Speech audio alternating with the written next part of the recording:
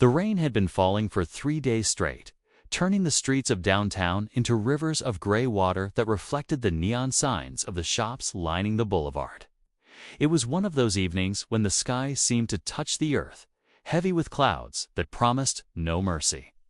The clock on the old bank building read 6:47 p.m., and the rush hour traffic moved like a sluggish beast through the wet streets. I was late. Again, my phone buzzed incessantly in my pocket work emails. Messages from colleagues, notifications that demanded attention I didn't have to give. The presentation tomorrow morning weighed on my mind like a boulder, and all I wanted was to get home, prepare my notes, and collapse into bed. Success, they say, waits for no one. And I had been chasing it relentlessly for the past 5 years, climbing the corporate ladder one exhausting rung at a time.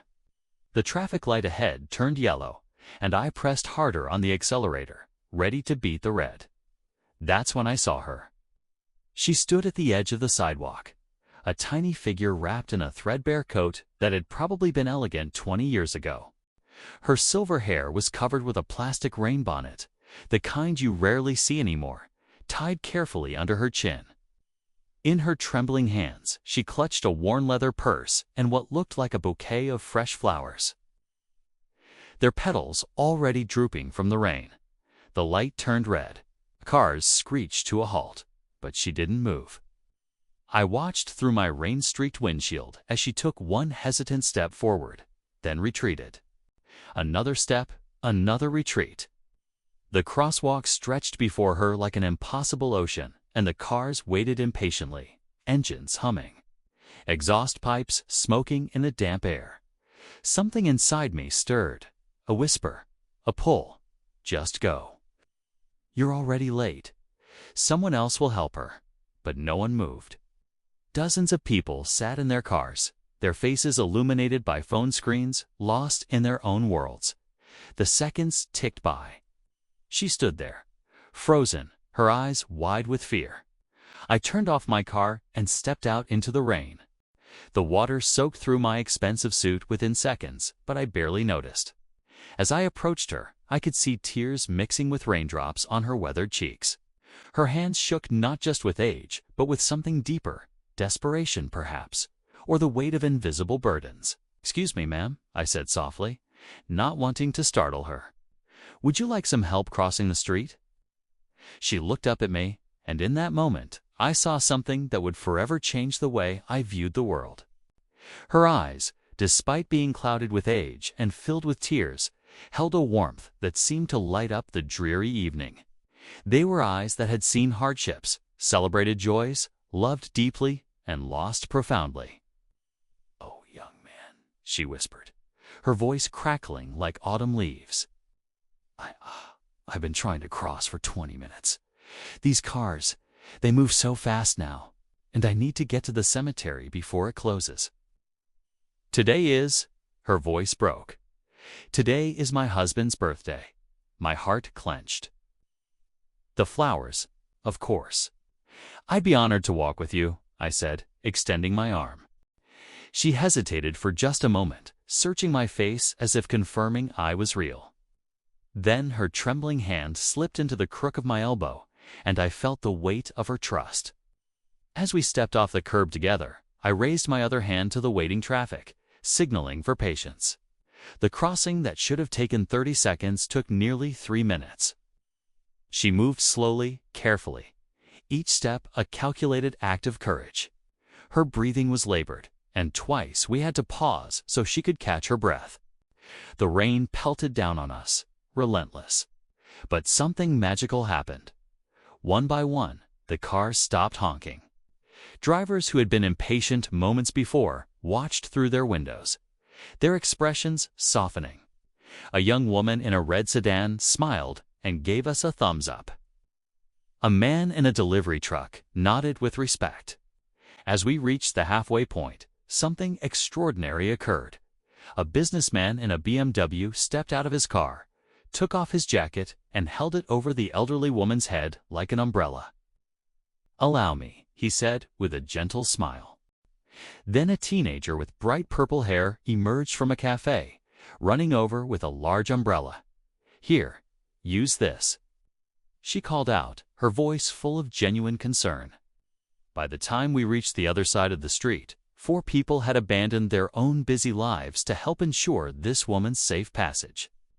We stood there together for a moment, strangers united by a simple act of kindness, as the rain continued to fall around us.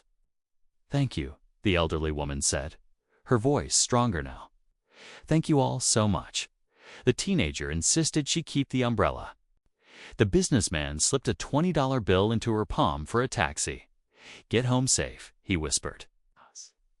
The others returned to their lives. I couldn't bring myself to leave just yet. "The cemetery isn't far from here," I said. "Please, let me drive you. My car is right there." Gratitude flooded her face, and tears streamed freely now. "Bless you, child. Bless you." During the short drive, she told me her story. Her name was Margaret. She and her husband, Robert, had been married for 57 years before he passed away 18 months ago. They had met at a dance hall in 1965, where he'd spilled punch on her dress and spent the rest of the evening apologizing. That night, despite the ruined dress, she fell in love with a man who would never intentionally hurt anyone, a man who saw the world through eyes of kindness. "He would have loved you," she said, patting my hand. "He always said that one kind act ripples outward like waves on water, touching more lives than we can ever know."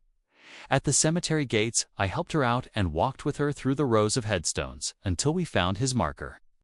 She knelt down, slowly, painfully, and placed the flowers against the stone. "Happy birthday, my love," she whispered. "Look at all the angels you sent me today." I stood back, giving her privacy, my throat tight with emotion. When had I last visited my own grandmother's grave?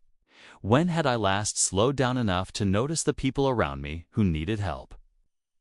When she was ready, I drove her home, a small apartment in a building that had seen better days. Before she got out, she reached into her purse and pulled out a small, worn photograph. It showed a young couple at their wedding, radiant with joy and hope. "That's us," she said proudly. Before time took his body, but never his spirit. She pressed the photo back to her heart. "You know, young man, you chose something beautiful today. You chose to see me when the world had become blind. That's rare. That's precious. That's everything." She fumbled in her purse again and pulled out a tarnished silver locket. "My Robert gave this to me on our first anniversary. Inside is a message he engraved himself. I want you to have it." "Oh, I couldn't," I began. "Please," she insisted, closing my fingers around it. "Pass it on someday, when you find someone who needs to remember that kindness still exists." Later that night, at home, I opened the locket. Inside, in tiny engraved letters, it read, "Slow down. Love hard, help many." Those 5 words became my new compass. I was late to work the next morning, but I had helped an elderly neighbor carry her groceries.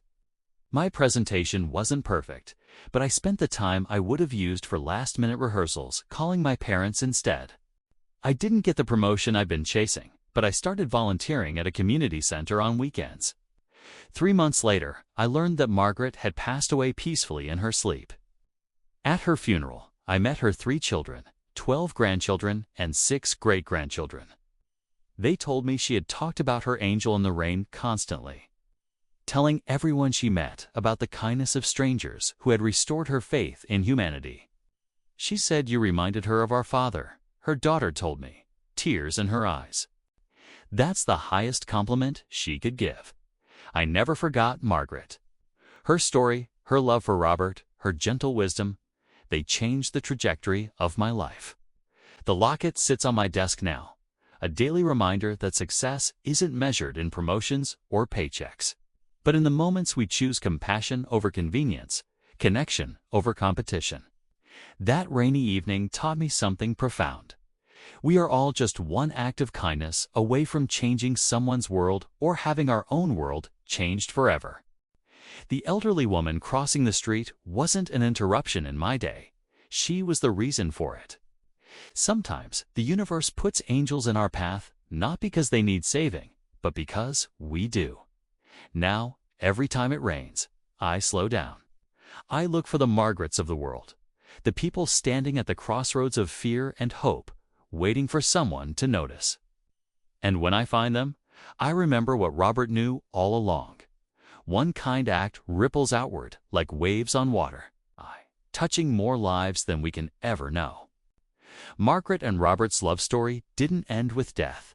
It continues every time someone chooses kindness. Every time someone sees another person struggle and decides to help. Every time we remember that in this fast-paced, often cold world, the warmest thing we can offer is a hand extended in compassion. The most glamorous thing we can wear isn't designer clothes or expensive jewelry. It's kindness. And that, my friends, never goes out of style. Like and subscribe for more videos and comment on the video.